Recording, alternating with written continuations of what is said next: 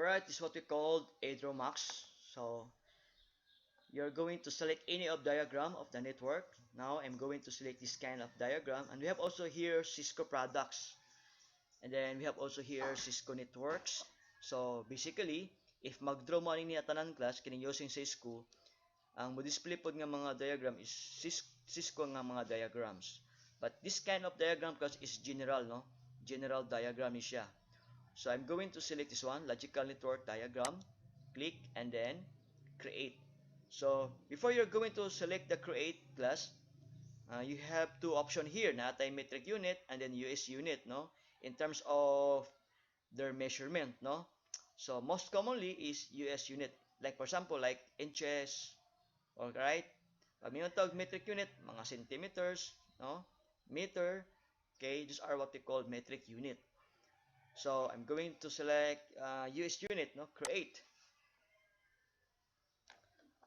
Okay? Based on our instruction here, nako ang giyata na to nga activity, you're going to draw a start topology having one router, two switch hub attached, no? And there were 5 working stations or clients attached to each switch hub, and then assign manual IP using class A. Okay? So class A, specific kayo siya. So ato na siya i-draw karon. Now, since we're going to select router, ako na siya i-drag. Router, and then drag here.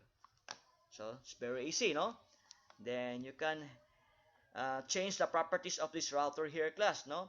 So, we can change the color, like the solid fill, no? The gradient, okay? Kung gradient, gusto ka og double color nimo, alright? So, kanala mo select diri. But anyway, ayaw ata magpagwapo if mahuman na to ang diagram, no? Anyway, we can modify that one, no? Basta mahuman na to ato ang pag-draw sa to ang diagram. So, just simply click X here. And then, next is switch, no? Natay switch 3. Makita tag switch. Right? ATM switch.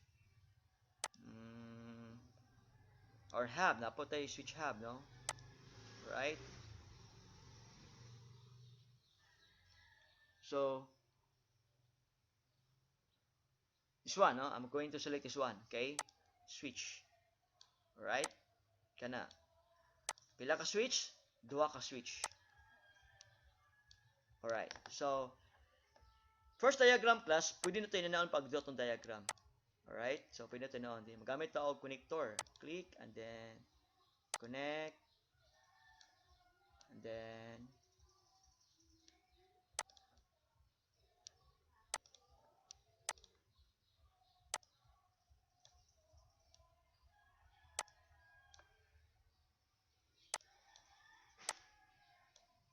no?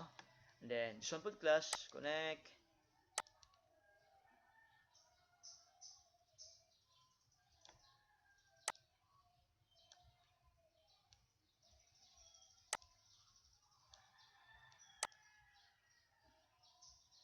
Alright, so, okay. Yeah. Okay. Then, after that, or you can also use line. Depende sa imong gusto nimo, no? Kung magamit mo kag line, pwede gapon, no? Importante dira natay kitawag og connectivity, no? For example, mo gusto kag line. Kay line mo gusto, and then another line here. Okay? So, doesn't matter, no? Right.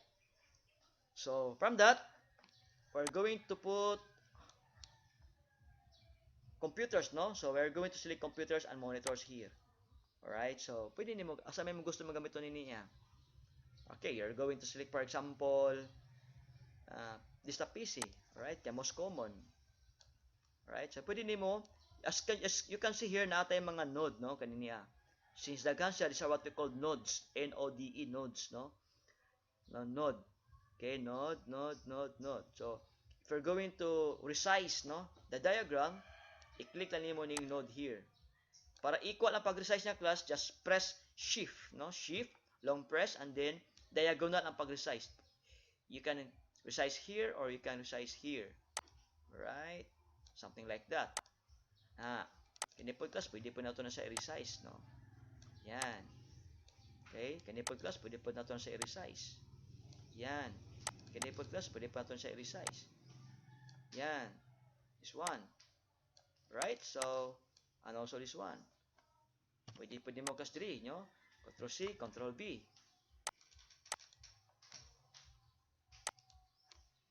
Alright, so magamit lang gihapon, no? So very easy. Then after that, you are going to drag here. So Ctrl C, Ctrl B para equal na yung pag-resize niya. Kaya naman yung mag-resize, Ctrl C, Ctrl B. So Ctrl C, Ctrl B. Then Ctrl C, Ctrl B. Yan. So, i-highlight mo tanan, no? Then Ctrl C, Ctrl V. So it's very easy. Alright, so drag, click, shift, shift, shift, shift.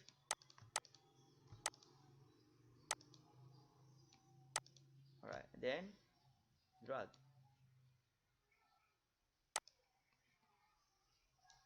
Okay, so naisawa na appeal. Don't worry, just drag. So, nakuha na to class ang ato ang intention, no? Based ato ang instruction given. So, atong kula lang diri is mga connection and then the IP, no? Because we are going to assign manual IP, no? Manual IP. We are going to presume or suppose nga mag-assign ta og manual IP even though we had a router here. Okay? So, depende sa iyong gusto ninyo, you can use line or connector. So, yan ta. 3. Then, yan ta, pwede tada. Then, connector. Alright. Wala lang yung tagline. Here. And then, we're going to connect the line. Down. Record class.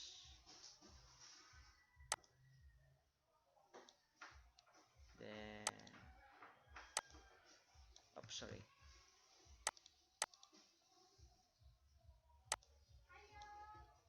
Then, record class.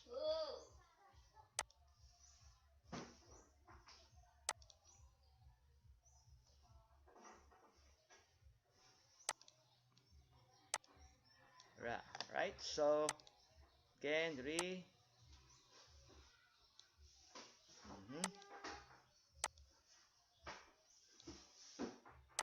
then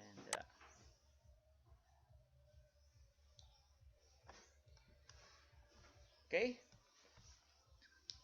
So, para madali ta, escape, no? Para makancel yung previous command.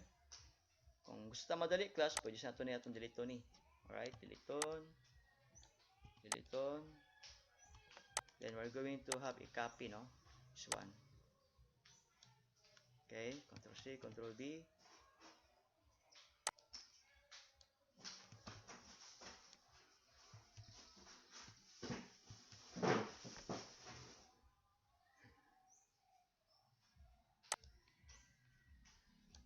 Yan. Alright, so kita tag diagram here.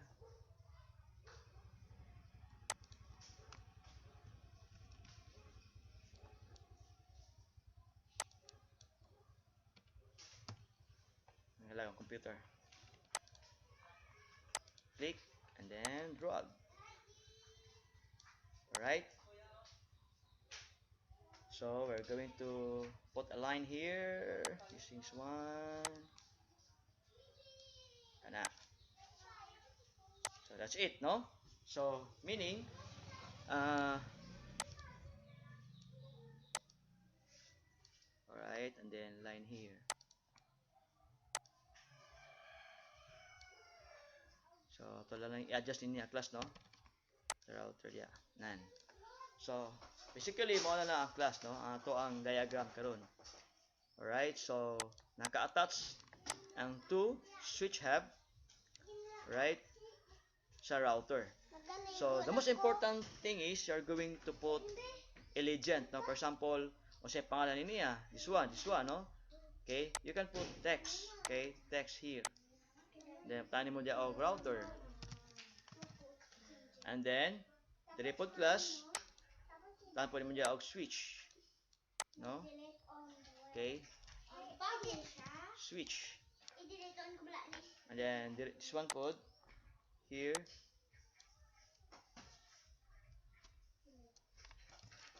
Okay, switch. Alright, so you're going to select, click, and then move sa taas. Okay, then escape lang, no, to cancel the previous command.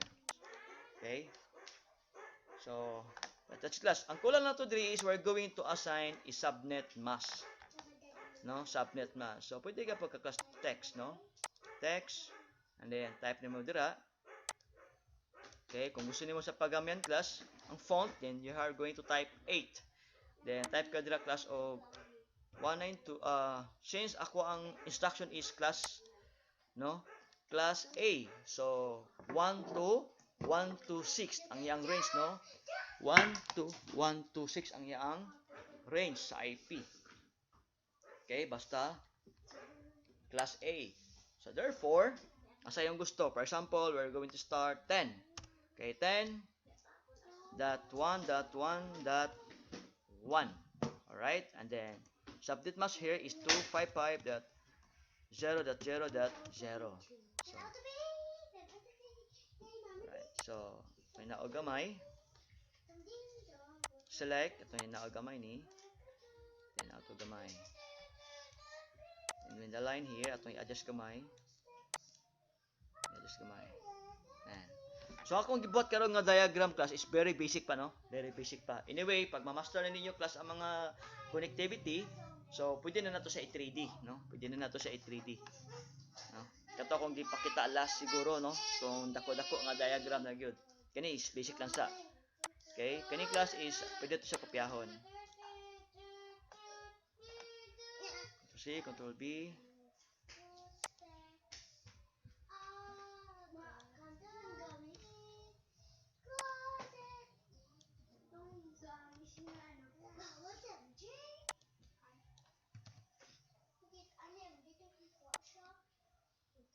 Yan.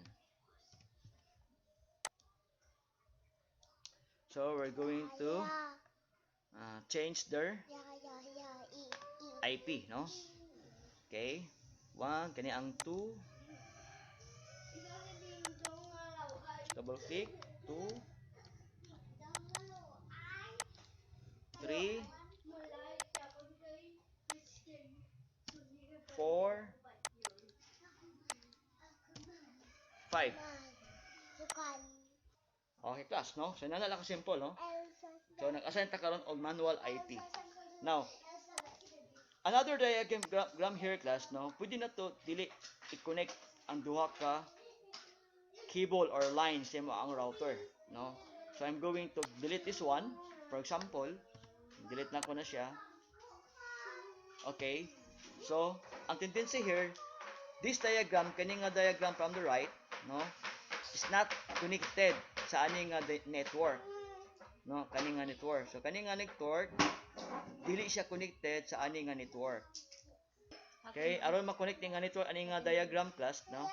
So we're going to connect here sa ani nga switch.